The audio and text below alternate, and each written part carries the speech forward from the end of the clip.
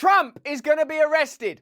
Putin is going to be arrested. I hope the people doing these arrests have the moral authority to undertake these arrests and aren't basically criminals themselves.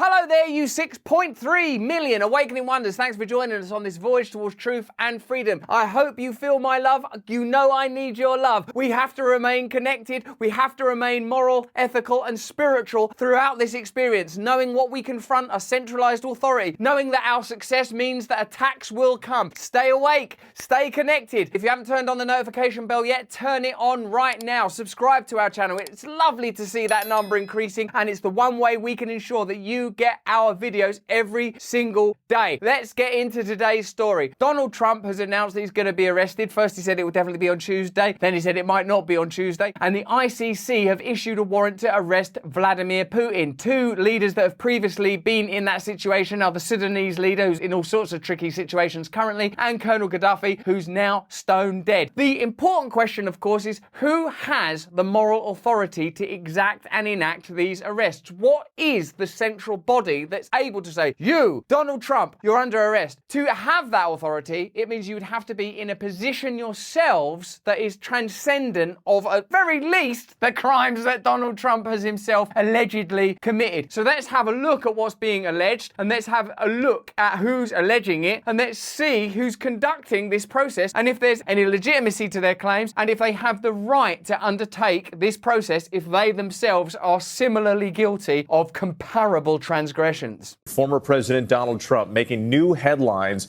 as he uses his social media platform to claim that his arrest is imminent. Of course, what is being alleged is that Trump paid Stormy Daniels money to keep quiet in the build-up to the 2016 election. Loads of you will already be tapping away in those comments, Hunter Biden's laptop! So let's continue to look at this story and unpack the details of what specifically is criminal about what Trump's done, and is it about an investigation in order to sort of solve some moral or potentially criminal quandary, or is it about delegitimizing Trump's 2024 presidential bid? Former President Trump taking to his social media app Saturday, claiming he will be arrested on Tuesday. He's still got it, any Trump. He's still got the ability to stir up a story. He's also still got the ability to stir up a storm. That's part of the problem, apparently. Former Trump administration official John Bolton saying the call has echoes of January 6th. If he's calling people into the streets, this time he's seen the experience of January the 6th,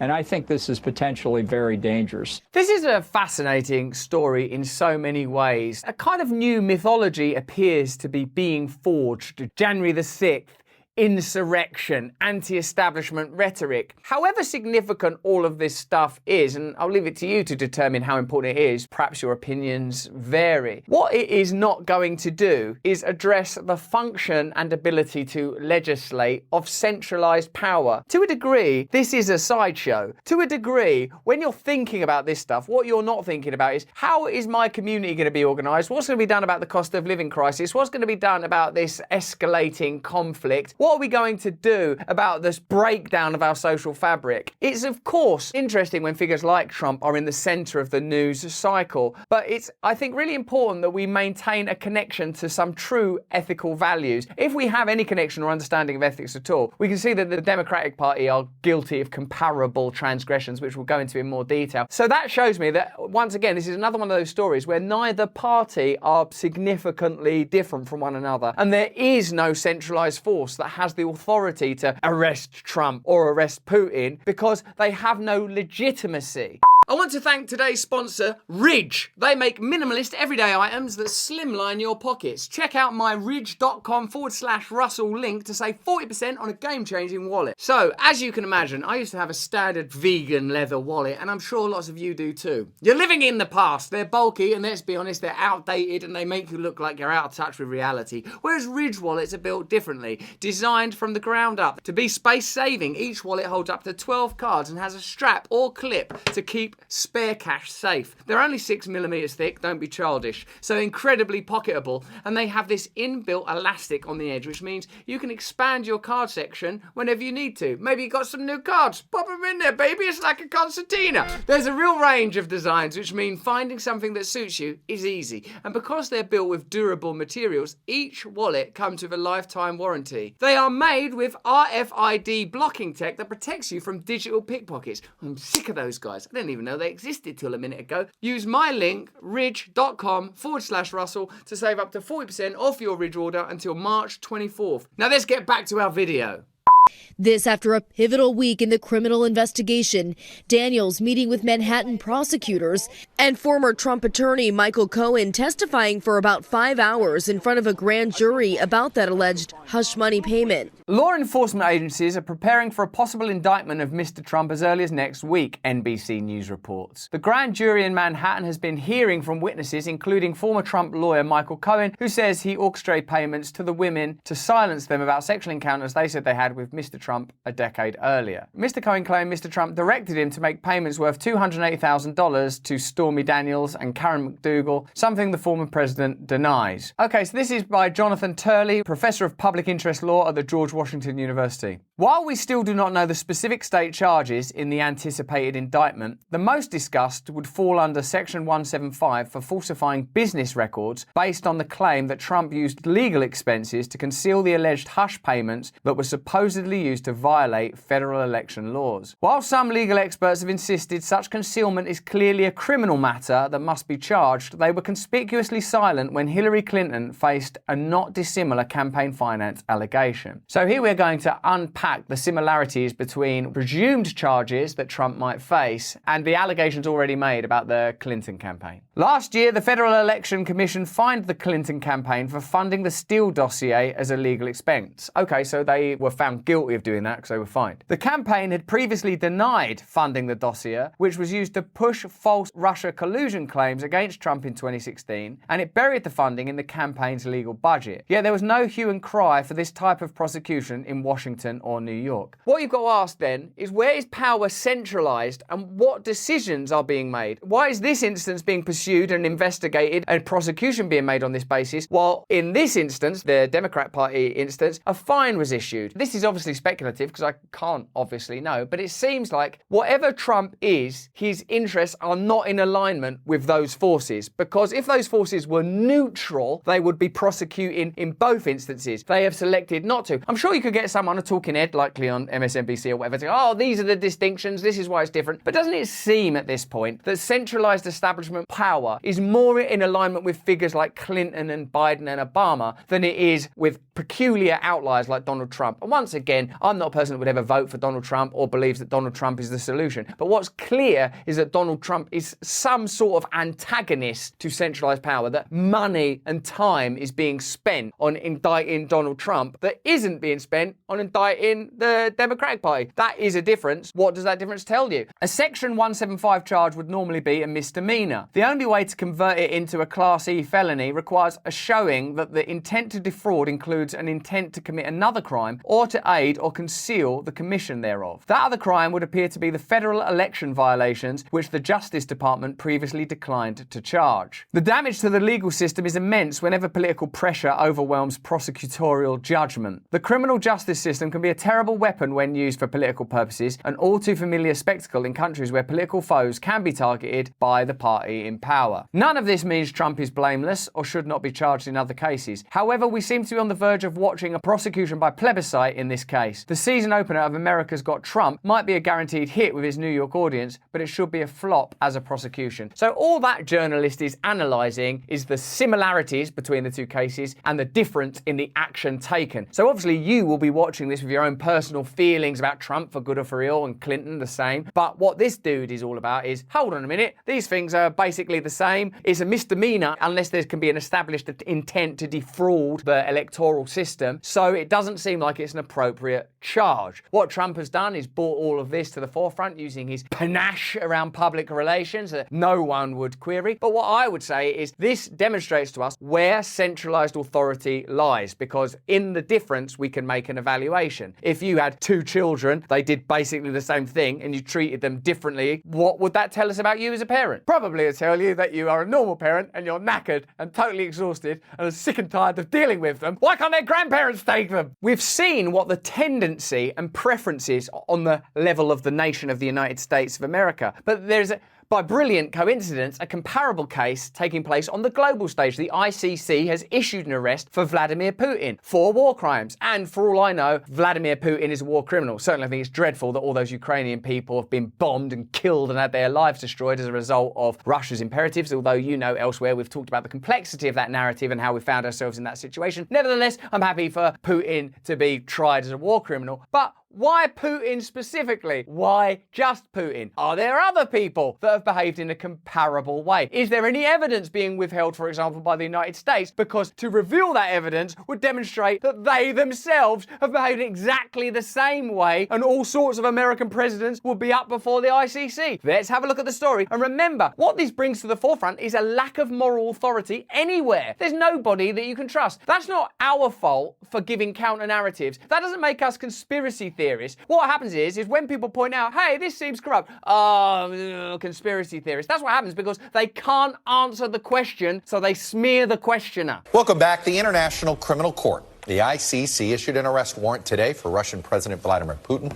It accuses him of war crimes and for overseeing the forced deportation of children from Ukraine to Russia. If that's true, I'd agree that's a war crime. No problem with that. We're certainly not friends of Putin on this show. We're just trying to tell stories in an open, transparent way. A Kremlin spokesperson called the warrant outrageous, but also null and void, since Russia withdrew from the ICC in 2016. I hereby declare that you are kicked out of the Cub Scouts forevermore. I have left the Cub Scouts some time ago, and I will blow up your scout hut. Sir, I'm going to blow this whistle on the count of 3. Okay, so once again, this is a question about legitimacy and the imposition of a singular narrative. The idea that Trump is uniquely bad is a singular narrative that has to discount comparable behavior by the Democrat Party. And now this narrative requires that we discount American foreign policy probably as far back as the Second World War. And just in case you think I'm biased, the Brits ain't no great shakes when it comes to invading other countries either. The Pentagon is helping to shield Russia from International Criminal Court accountability. That seems weird because I thought that we were in a proxy war with them. Why would they be shielding them? For its atrocities in Ukraine, fearing such a reckoning could set a precedent, allowing the tribunal to prosecute US war crimes, a report published Wednesday revealed. Excuse me, could you help us prosecute Russia? We're going to need all of your information about their illegal wars, claiming there's weapons of mass destruction, invading countries that are sovereign nations without due process through the UN. Oh, well, do you know, actually, I can't find any of those files. All of those files, sadly, were lost. Do you know who we should blame? Julian Assange is a bad guy, and that Edward Snowden, what a fucking traitor. According to the New York Times, Defense Secretary Lloyd Austin III and other Pentagon brass are blocking the Biden administration from sharing evidence of Russian war crimes in Ukraine gathered by US intelligence agencies with the International Criminal Court over the objections of officials in those agencies as well as in the state and justice departments. Neither Russia, the United States, nor Ukraine are party to the Rome Statute, the treaty governing the ICC. However, according to the current and former officials briefed on the matter who were interviewed by the Times, Austin and others are wary of the Hague Tribunal targeting the crimes of countries outside its jurisdiction. Documented and alleged war crimes committed by Russian forces and contractors in Ukraine include, but are not limited to, massacres and other murders of civilians and soldiers, indiscriminate attacks on densely populated areas, attacking critical civilian infrastructure, bombing hospitals and shelters, torture, and stealing children. A terrible litany of hideous crimes, war crimes. It's worrying, isn't it, that the United States cannot participate in the provision of evidence because it would have to confront the fact that it's done comparable things. And it's a horrible slap in the face for all of us us that would like to lean into some partisan tribal allegiance that relieved us of personal moral obligation to accept that our nations, that our empires, that our colonies are similarly funded on war crimes. Whether we're looking at the Vietnam War, or the Iraq War, or the Korea War, or the Afghanistan War, or the Falklands War, war is in a sense criminal in itself. Establishing a set of rules that you have to behave in accordance with, presumably via the ICC, and then transgressing even those, shows you that our systems at a national and international and indeed global level are totally corrupted, and what's required is a radical review of the way we undertake the business of being human. What people want to do instead, though, is go, there are clear baddies, and baddies are people like Trump and people like Putin. If we arrest them and put them in prison, the problem's going to be solved. Well, I think you know and I know the problem isn't going to be solved, is it? We know that what's required is a deep inner spiritual change on the level of you and me, the individual, and then a demand that our communities, nations and the planet itself are run in accordance with some values that have been washed away by years and years of commodification, consumerism, individualism, materialism and negligence. We've forgotten who we are. We've left our souls behind on the shore, and now we find ourselves adrift, thinking for even a moment that arresting Trump or Putin is the solution. Even if both Trump and Putin are criminal by the standards that are being described here, it means that we have an obligation to radically review the system. Putin and Trump, powerful though they may be, are symptoms of corrupt systems, of negligence, of the refusal to address the issues that affect the lives of ordinary people. By offering as the solution to that problem, what we're going to do is blow on this whistle and arrest Putin and arrest Trump. And then we'll get on with some other people being corrupt that we'll ignore for a while until they're not in power anymore, and then we'll arrest them, or won't, or whatever. What we're doing is facilitating this problem continuing. This is pointless, futile, Kafkaesque, kangaroo court claptrap. Okay, so you've just heard that litany of abuses and crimes. Have a listen to this. American troops and contractors have perpetrated each of those war crimes in US attacks, invasions, occupations, and peacekeeping operations in the years since the ICC was established in 1998. I think it's particularly offensive that they did it during a peacekeeping operation. Okay, men, all you gotta do is get over there and keep the peace. I'm gonna look over here for a couple of minutes now, and when I look back, I'm just gonna expect there to be a whole bunch of peace happening. Oh, for God's sake! Millions of civilians have died in America's wars. Consider the terrible crime of My Lai in 1968 in Vietnam, in which US troops slaughtered some 500 civilians. I think with an MSNBC pundit at the helm. I feel like that may have been reported by Seymour Hersh, friend of the show, fellow conspiracy theorist. The US Army covered up the crime, which was not publicised until a year later. Nor was My Lai the only such war crime. Lyndon Johnson and Richard Nixon directed the sustained bombing of Vietnam, which killed some 65,000 civilians. Now, I know it's not happening now and it feels like it's in the past, but what that does is, in a sense, dilutes and in fact annihilates any kind of moral authority that we might have. Those days are sort of over, don't you feel that? We can go, but we're America, or we are the United Kingdom. How dare you, sir? How dare you commit a war crime? The US was also responsible for the death of South Korean civilians, the very people Washington claimed to be saving. They can't even do the most basic stuff. We're just going to go over there and save these civilians. What are you doing to those civilians? Killing and murdering them. Okay, I want to talk you through the meaning of the word saving. Now, do you need me to talk you through peacekeeping again? Yeah, is that the one where we drive our tanks in and kill everybody? No,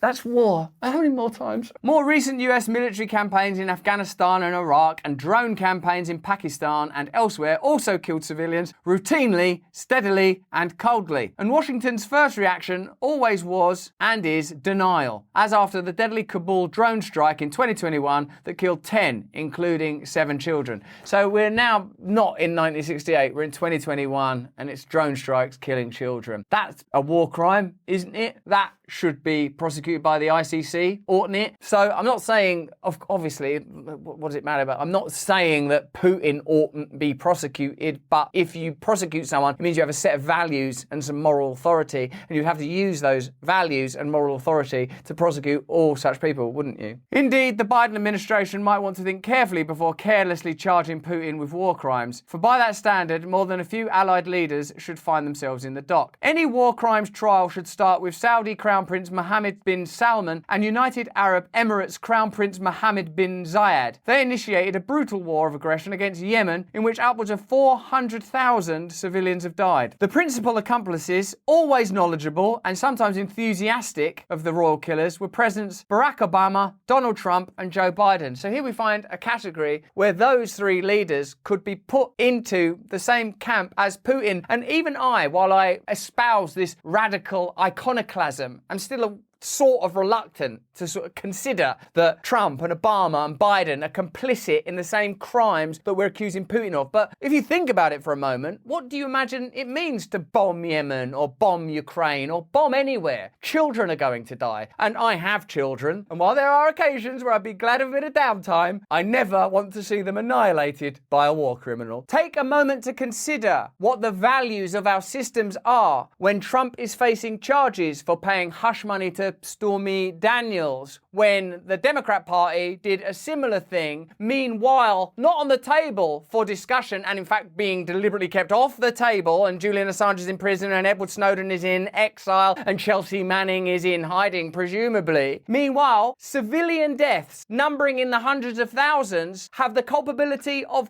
Obama and Trump and Biden. Trump, who's under investigation for hush money, Obama, who has lucrative deals with Netflix, and Biden, who's sitting in the White House. You cannot examine these ideas for very long without coming to the conclusion that it is the system itself that needs to change. And once you reach that conclusion, you realise why both sides are so heavily invested in partisan discourse and mudslinging. It benefits them both to say, oh, Trump's done this thing, oh, the Democrats did this thing, oh, Hunter Biden this, oh, electoral fraud this or that, depending on what side you're on. The reality is we are engaged in systems of corruption that impoverish and annihilate foreign lands while actually no longer particularly or specially benefiting the ordinary inhabitants of those nations. It's not like, well, we're killing all those people in the Yemen, but things are great in Delaware or Ohio or wherever. People are suffering everywhere, probably for the same reasons and in accordance with the interests of the same ultimate groups. So you can't have kangaroo Kafkaesque crap court cases without addressing the reality. Oh, you can have those court cases, but just acknowledge it's theatre. The Trump prosecution is theatre, unless you want to do the same thing on the other side. Unless you want to start addressing all of the deaths in the Yemen and Afghanistan and Iraq. And no one is going to do that, because to do that would be to impede the interests of the powerful. So remember, our conversations and our court cases and our media are housed within very narrow frameworks. And if you try to bust out of that, they'll smear you. That's what will happen, because they can't deal with it. Oh no, we could either deal with what Matt Taibbi and Michael Schellenberger are bringing to Congress, or we could just say, are you getting money for this? It's an easier conversation to have. Presidents Barack Obama, Donald Trump and Joe Biden, whose administration serviced the US-provided warplanes, supplied munitions used to bomb weddings, funerals, school buses and other civilian targets, gave intelligence used for targeting, and for a time refueled Saudi and Emirati aircraft. US officials could not claim to be surprised at their culpability. The State Department warned that they could be held responsible for war crimes. So they did it anyway, even though they were warned. So you can't say, oh, sorry, we were caught up in the fog of stuff that was going on in Yemen. I couldn't think straight. People went, whoa, this might be a war crime. Ah, never mind. George W. Bush is another good candidate for a trial on his aggressive, unjustified attack on Iraq based on manipulated and fabricated intelligence. His war ended up killing hundreds of thousands of Iraqi civilians, as well as triggering years more of conflict. Former UK Prime Minister Tony Blair, today spending his golden years profiting after acting as Bush's poodle, would be an appropriate co-conspirator. So some of the most powerful people in the world that are being rehabilitated as sort of elder statesmen and father figures and wise sage voices on the sideline. I think you should do this. I think you should do that. They're war criminals as well. So they can't have that conversation. That's a conversation that has to be kept out of the way. It's convenient to have an arrest issued for Vladimir Putin. Not so convenient to consider that every single president of the United States, every single prime minister of the United Kingdom would similarly have to be reevaluated and potentially charged. And that's just the start. Putin is a cruel dictator and a brutal aggressor. So the author of this doesn't disagree with that premise. But that premise requires standards and principles, and no one's got any. However, before treating Putin as uniquely culpable, Western leaders should take a long, hard look in the mirror. American aggression against Iraq and Saudi Emirati aggression against Yemen both have killed far more civilians than the Russians have yet killed in Ukraine. The West should take war crimes seriously, but that requires starting with its own. So there you are. Whether it's the potential arrest of Donald Trump or the potential arrest of Vladimir Putin, these two stories reveal that there is a lack of real values behind them. In order to arrest Trump, you would have to similarly investigate the Democrat Party and make the necessary and relevant arrests. In order to arrest Putin, you would probably get to arrest Trump, actually, but also Biden, also Clinton, also Obama, and you'd have to dismantle the entire system and radically reevaluate it. And that's precisely what we're arguing should happen. New systems, new democracy, new ability to run your own communities, sets of ethics and principles that can be broadly agreed upon, as well as the maximum amount of democracy for you as an individual and your community. An end to the ongoing cultural mudslinging and a beginning of a new dawn that has the added side effect of maybe possibly averting a nuclear war and ending the constant droning of ecological decline and ontological loss and annihilation. But that's just what I think. Let me know what you think in the comments in the chat. If you enjoyed this video, have a look at either of these. They're both very good as well. Turn on the notification bell and subscribe so you see our videos every day we make one of these. And you're right, yes, it is bloody exhausting. We do another 1 hour show on Rumble every day. You can see us there. In the meantime, stay free.